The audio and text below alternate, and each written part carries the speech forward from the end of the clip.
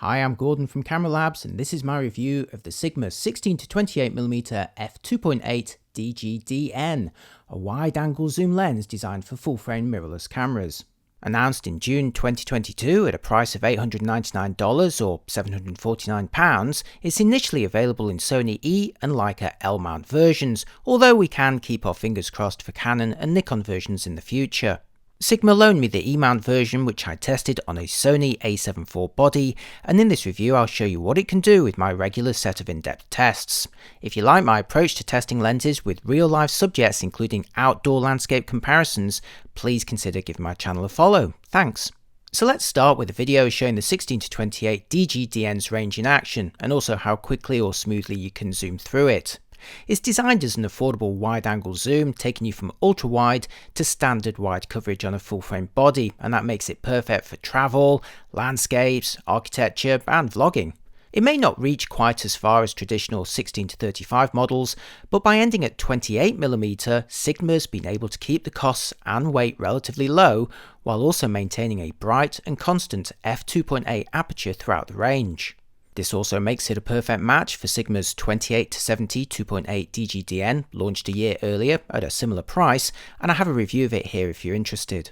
Like that lens, the 16-28 DGDN undercuts Sony's own options on price, albeit with a shorter range. It comes in at less than half the price of the Sony 16-35 2.8 G Master, and I wouldn't be surprised if that particular model is one of the next in line for the Mark II treatment. It's also around $300 cheaper than Sony's more recent 16-35 f4 power zoom, and while that model again sports a slightly longer reach and the benefits of a motorized zoom, it's one stop slower than the Sigma. I also have a review of that Sony if you're interested. Without a doubt, the closest rival is Tamron's 17-28 2.8 Di3 RXD, sporting an almost identical range, the same 2.8 aperture, and a similar size, weight and price too. I've got a full review of that lens at cameralabs.com if you'd like to compare the performance. Measuring 100mm long, 77mm in diameter, and weighing 420 grams, the Sigma 16-28 DGDN is roughly similar to the Tamron 17-28, with both being comfortably smaller and lighter than the 16-35 2.8 options. Sony's 16-35 f4 power zoom is shorter and a little lighter, but of course it is operating one stop dimmer in aperture. The polycarbonate barrel is pretty simple, starting with a 72mm filter thread, a free spinning and nicely damped manual focusing ring which doesn't feel scratchy as you turn it, and a similarly smooth zoom ring with hard stops. Like the Tamron and Sony Power Zoom, the barrel doesn't extend while zooming, making them ideal for gimbal users who won't need to rebalance. The only switch is between auto and manual focus, and as a member of Sigma's more affordable Contemporary series, there's weather sealing limited to a rubber grommet at the mount. Sigma also supplies a petal lens hood that twists onto the bayonet mount. Okay, now for my tests, starting with focusing, here on the a7 IV with the lens at 16mm 2.8. Now this isn't exactly a demanding focal length for this test, but I've positioned the nearest bottle close to the minimum focusing distance of the lens, and you can see that it's swiftly and confidently refocusing in AFS mode. Now switching to 28mm 2.8, again with the nearest bottle close to the minimum focusing distance, and the result remains quick and fuss-free. This is an excellent result, with the Sigma 16-28 performing as confidently as many of Sony's own lenses, while avoiding some of the occasional overshooting or hunting of earlier models in AFS mode. This performance carries over to video as well, here with the lens back at 16mm 2.8 and smoothly refocusing between the near and far bottles without any hesitation or overshooting. And now at the slightly more demanding 28mm 2.8 end, again showing it can perform very smooth and confident focus pulse for video, at least when mounted on the a7 IV that I used here. I should also mention that the focusing motors on the lens were essentially silent in operation. The Sigma proved equally effective on a moving target, such as yours truly here, tracked using the wide focusing area with eye detection enabled on the a7 IV. This was filmed at 28mm 2.8, showing that some blurring is possible if you're reasonably close to the camera. And now at 16mm 2.8, where the view's obviously much wider, making it more suitable for environmental filming, although at this kind of extreme focal length you obviously have to be aware of potential distortion and keep yourself towards the centre of the frame in order to minimise it. This kind of coverage is however ideal for vlogging, as I'll show you later. Next for focus breathing, first at 16mm and manually focusing from infinity to the closest distance and back again. Here you can see the field of view become a little wider as you focus closer. Zoom the lens to the 28mm end and there's still some widening of the field as you focus closer, but it's less obvious than at the wide end, so less of an issue for videographers. Remember, you can also see how it looks in more of a real life scenario when I pulled focus between those bottles or demonstrated face tracking a moment ago. Did you find it distracting then? Now for my optical test, starting with distortion. Now, like most modern mirrorless lenses, the Sigma 16-28 DGDN employs profiles to compensate for some geometric distortion, and as always these can be automatically applied to JPEGs in camera or during RAW conversion. By default, the A7 IV's lens compensation had shading and chromatic aberration set to auto, but distortion compensation set to off. So let's have a look at how that will perform. Here's a landscape view at 16mm with distortion compensation off, and now with it set to auto, where you can see a mild reduction in the coverage. Likewise at 28mm, here with compensation set to off, followed with it enabled. To better compare the actual geometry of the image, I photographed this wall square on first at 16mm with distortion compensation off, where some barreling is visible, followed by enabled, where this has been corrected quite effectively, again at the cost of a mild crop. And next at 28mm, first with distortion compensation off, where again there's some visible distortion, this time of the pincushion variety, and now with it enabled, where again it's been corrected at the cost of a mild crop. Now, I always like to show what's going on behind the scenes in my reviews, but I'm personally at peace with software corrections if they allow a lens to achieve a target weight and price. Clearly, I'd say the Sigma 16-28 is designed to be used with the profile, so for the rest of my tests in this review, I've set distortion compensation to auto, and I'd recommend you do the same.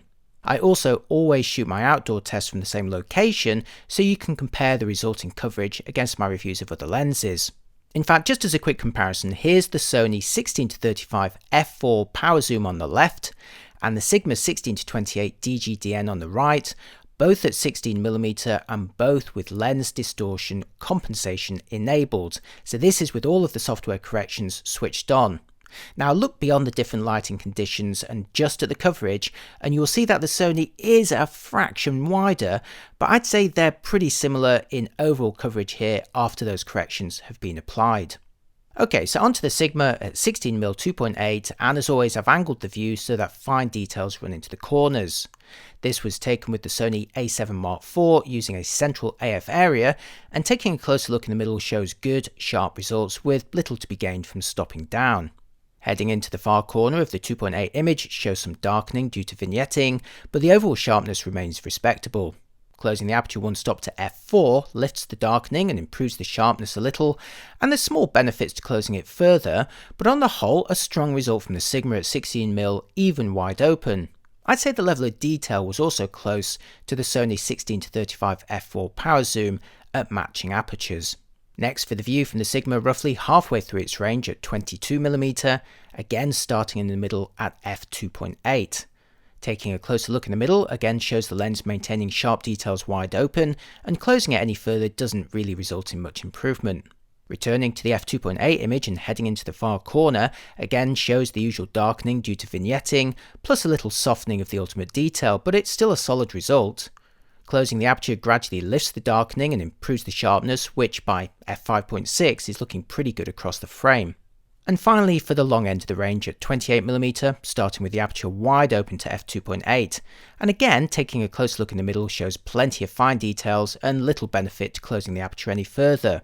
Meanwhile, heading into the corners of the 2.8 image at 28mm shows the lens continues to deliver decent detail, with a mild improvement available if you close down a stop or two.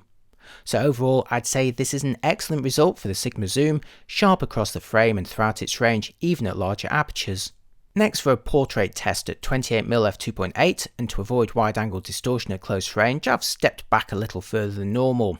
Now you're never going to get much background blur at 28mm 2.8 from a portrait distance, but there is a little subject separation here.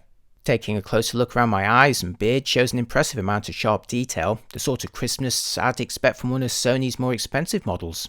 I should also mention the focusing reliability and consistency remained very high, with the lens mounted on the a7 IV delivering a 100% hit rate, and that's when some earlier Sigma lens and body combinations often suffered from a few misses in my own tests. Meanwhile, moving on to the background, the bokeh may be lacking the ultimate softness and creaminess of the best lenses out there, but it's not too bad either, and again the sharply focused areas make up for that. Next, for a more revealing bokeh test at 28mm 2.8, with the ornament positioned at the closest focusing distance at 25cm. From close range, it's possible to achieve some reasonable bokeh balls, which are only elongated a little in the corners. Taking a closer look at the rendering shows mild textures within those blobs, but it's not too distracting and there's minimal outlining too. As you close the aperture down, the 9 blades can create some slightly unusual shapes as seen in my test here, but you generally need a dedicated prime lens for anything that looks that much better. Just for fun though, here's the Sigma at 28mm 2.8 on the left, and the Sony Power Zoom at 35mm f4 on the right, where you can see their respective best case scenarios. And at the other end of the scale, here's the Sigma at 16mm f22, showing the kind of diffraction spikes that are possible. Apologies for my lens, which wasn't meticulously clean here. Before my final verdict, I've got one last result for you, and as promised earlier, it's a quick vlogging test starting with the lens at 16mm 2.8 on the a7 IV. Now this lens does not have any optical stabilization, so you're looking at the camera's body-based IBIS working alone here. The result could be steadier if you're less shaky than I am, but you can see the kind of potential at 16mm 2.8. And now here's a version filmed with active steady shot on the a7 IV, which applies additional digital compensation at the cost of a crop. But since 16mm was so wide to start with, you still end up with a good length for vlogging and the benefit of much steadier footage. If you'd like more background blur for vlogging, consider the Sony 20mm f1.8 prime. And now it's time for my final verdict, during which I'll show a slideshow of sample images taken with the lens on an a7 IV body, and as always you can access the originals via my review at cameralabs.com if you'd like a closer look. The Sigma 16-28 2.8 DGDN provides the allure of a bright, fixed aperture zoom at a more affordable price and lighter weight than traditional 16-35 2.8 models. Sure, the shorter reach means you're only getting a mild range of just 1.75 times, but if you pair it with Sigma's 28-70 DGDN, you'll enjoy uninterrupted coverage from 16-70mm with a constant f2.8 aperture, and the pair weigh less than a kilo combined. It's a compelling strategy that's also worked well for Tamron, who offer a similar combination with their 17-28 and 28-75 2.8 lenses. Performance-wise, I was very impressed by the Sigma, with fast, quiet and confident focusing, gimbal-friendly internal zooming, and decent optical quality across the frame and throughout the range, even at f2.8. The corner sharpness and vignetting can improve a little if you stop down, but they're already very respectable from the get-go. And while there is some geometric distortion, it's actually milder than many wide-angle lenses I've tested and easily corrected by applying the lens profile. And as always, this can be automatic for JPEGs in camera or applied during RAW conversion. The proposition may be similar in price and performance to the Tamron 17-28, but both companies are proving that tweaking traditional ranges can result in solid benefits. So overall, the Sigma 16-28 2.8 DGDN is a highly compelling lens for anyone desiring a bright aperture wide zoom without breaking the bank. Thanks for watching to the end. Let me know what you think in the comments, and if you found any of this useful, please do consider giving this video a like and my channel a follow. There's also links in the description to check the latest prices. I'll see you next time. Bye bye.